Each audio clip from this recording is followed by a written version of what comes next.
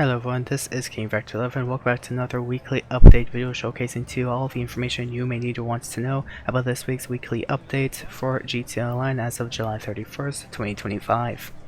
Of course, due to the following reason, there will not be a weekly update news video coming up after this.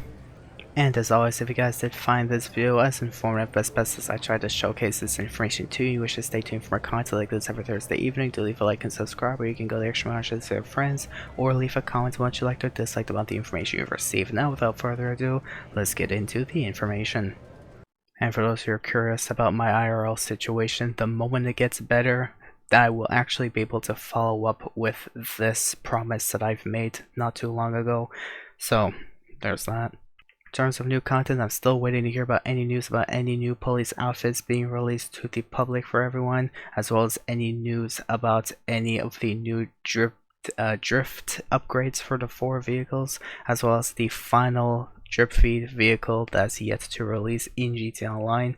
And there is a little bit of special news Rockstar has given to us, stating featured community series creators can look forward to an ultra rare gift being added to their wardrobe as a reward for their efforts very soon. Learn more about major changes coming to the community series for all creators and players in the weeks ahead. Of course, I will do my best to keep track of that information and showcase it to you when the information is finally revealed. In terms of new vehicles, we do not have any new vehicles, so these are the latest ones released as of June 26. We have these 2 from Legendary Motorsport, these 3 from the Salsa website, and this 1 vehicle from Warstock, and this is how to unlock its trade price, the only one with a trade price amongst these vehicles. In terms of rewards, we have... This is not a Rockstar thing for them to do. It's the amount that they're giving us. It's actually pretty crazy in my opinion. It may not that all be too good, but at least there's variety out there in terms of in comparison to previous weekly updates, especially before the latest DLC release. We only got like 2 or 3 rewards at best, which was just completely lacking in terms of quantity, so I'm glad Rockstar's kind of picking up. It's too bad that they're not doing quintuple rewards for taxi work anymore. It's quite sad, but obviously with the existence of GTA Plus, it's just something to be expected. Still though, in terms of rewards, we have the following rewards. We have double rewards on odd jobs, select odd jobs anyways, featuring the following odd jobs. We could get double money NRP through group sesh security deliveries, as well as Bobcat security safeguard deliveries. You can also get double money NRP from Quickie Farm deliveries, Pizza This missions, in which once you complete a restaurant, there's a 5-minute cooldown, so there's no more than 48-minute cooldown. So once you finish the second business, you can go back to the first location, or you can start the third location at your own wish for whoever's interested, and you can make double money from downtown Cabco taxi work.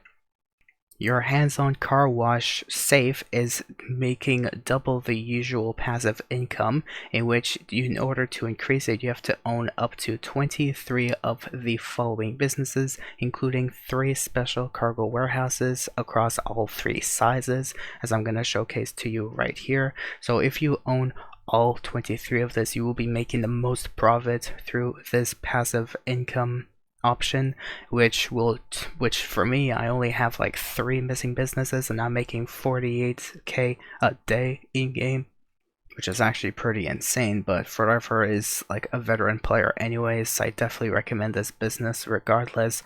But you will be making double money on passive income through the hands-on car wash safe this week.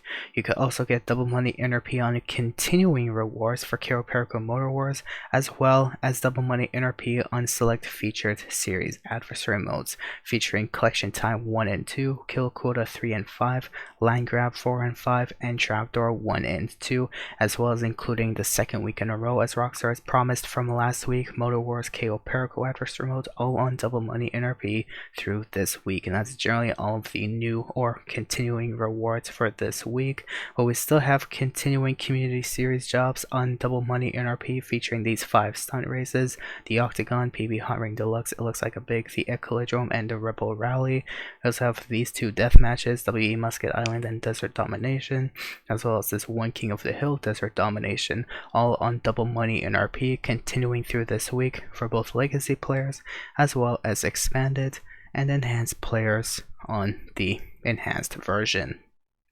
In terms of discounts, there's quite a variety of discounts, many of which don't personally interest me, except the Euros variants, Euros and Euros X32. For whoever wants to have a nice, stylish, nostalgic Euros, I definitely recommend the X32. But if you want a nice drift vehicle or just a cool looking Need for Speed cosplay, like Need for Speed Underground or something from Underground 2 maybe, I believe, if it's possible, you can get yourself the Euros itself.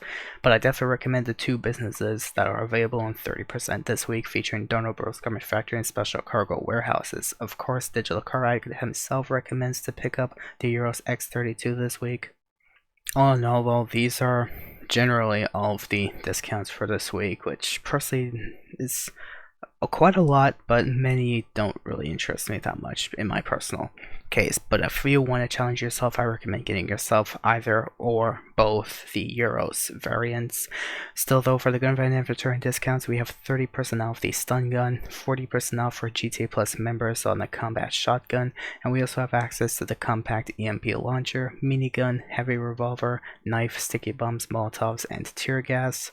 And that's generally it for the gun van. Now going into discounts details, there is of course 30% off the Garment Factory, which is now worth $1,645,000, assuming I've done my math correctly. There's no modifications or renovations available for this business, so don't worry about that.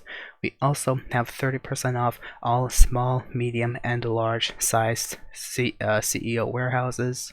Or this might look a little confusing to you because all you see is a bunch of green all over the screen, but I'm going to give you the price ranges across all these businesses. So between small, the cheapest and most expensive small businesses, you could spend between $222,000 and $280,000. For medium warehouses, you can spend between $616,000 or $711,900, and for large warehouses you can spend at least 2.4 mil up to from 1.4 mil up to $2.45 million this week for whoever's interested in buying any of the CEO warehouses this week. And of course, if you want to maximize your profits for your hands-on car wash, you can buy one of each size this week. So if you want to do that, go right ahead. You can spend $280,000, or you can actually spend $222,000 on the cheapest small size, $616,000 for the cheapest medium size, and only 1.5 mil for the cheapest large size for whoever's interested. Of course, I tried my best to label where the locations are for those who are interested, but still, that is totally up to you. Anyways, on other discounts, we have discounts on the Asset Lab, the Brigade 6x6, now worth $525,000. A discount on 5 removed website vehicles featuring the Vapid FMJ from Simeon's dealership, by the way. The Vapid FMJ priced at $1,050,000. The Invertero Cockpit Black Fang priced at $417,000. The Bravado Verlier priced at $417,000 as well. The Overflood Entity XF priced at $477,000. And the Canis Seminole Frontier priced at $428,460. Those are the discounts for all the removed website vehicles, of course all featured in Simeon's dealership. Prices are taken straight from the game by me to showcase to you guys. We also have a discount on the Volatus priced at $1,377,000. The Anis Euros X32 priced at $899,400. The Anis Euros priced at $810,000. The Ocelot Swinger priced at $545,400. The Barrage priced at $1,272,810, or a trade price of $957,000. The Vapid Ratel priced at $1,123,800, or a trade price of $842,850. The Volker Warner Hell's Kitchen Remake priced at $567,000, and the BF Surfer Custom priced at $354,000, or a trade price of $265,500.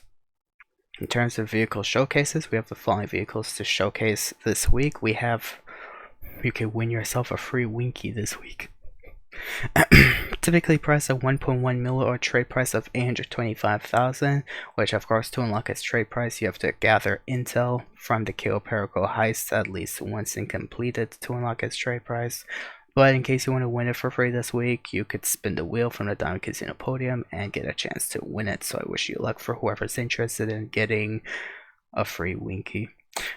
For the prize ride this week, we have the Vapid Illusion, typically priced at $1,835,000, and to win it for free this week, you have to place top 2 for 3 days in a row. Is it really recommended for such an SUV? It's up to you. It's your choice. For test track vehicles, 3 vehicles removed from in-game websites. We have the Hijack Rustin, priced at $430,000.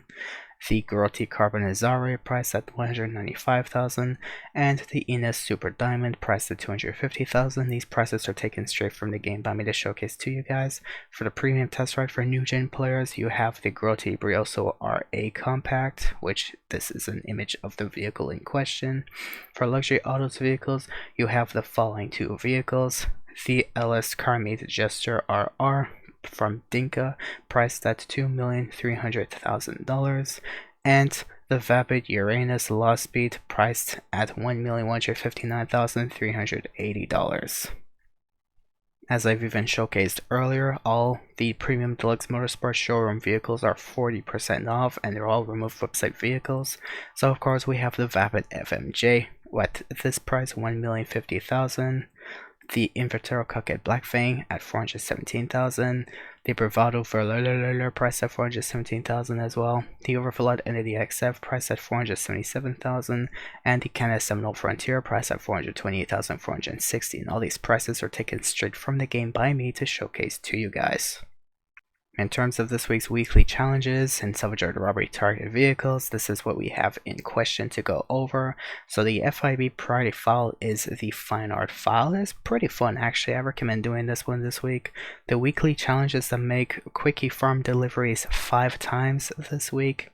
And of course, for your salvage art businesses, we have the following vehicles and their respective robberies, featuring the Annis Euros through the Podium robbery, the Invertero Coquette Black Fang through the McTony robbery, and the Obe Omnis through the Duggan robbery. And of course, this makes this week the 4th official week since the last claimable vehicles from this business.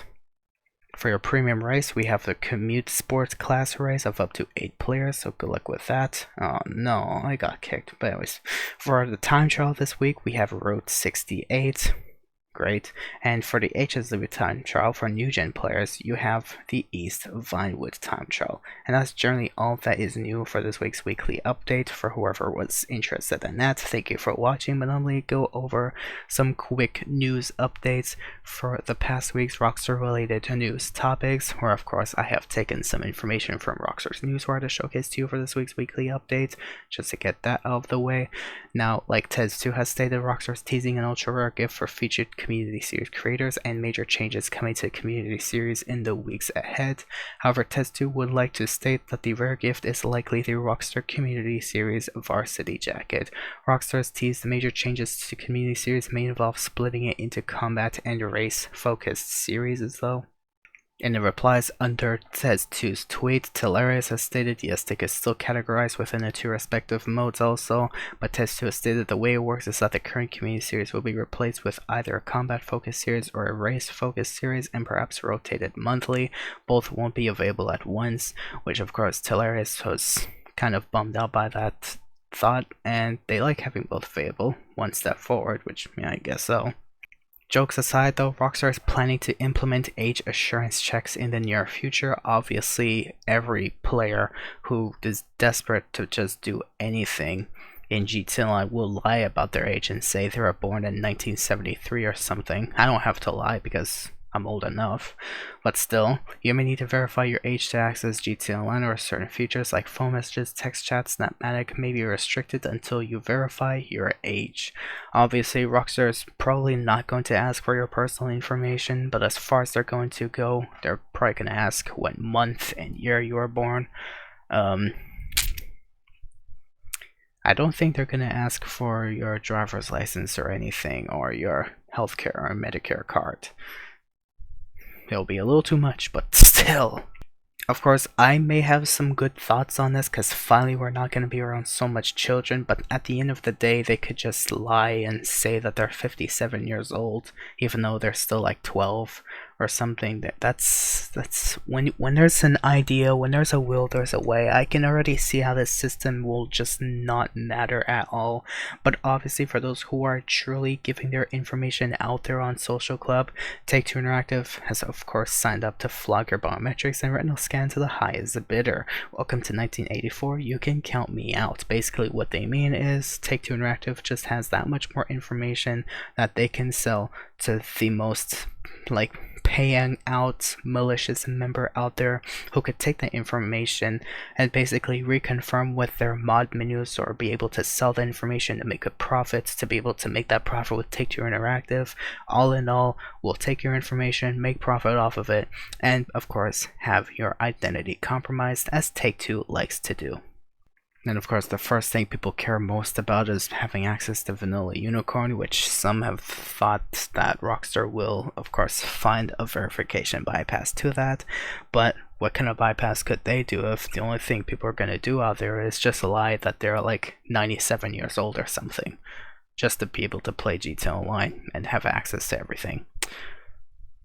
Yeah, I can already see how the system could fail.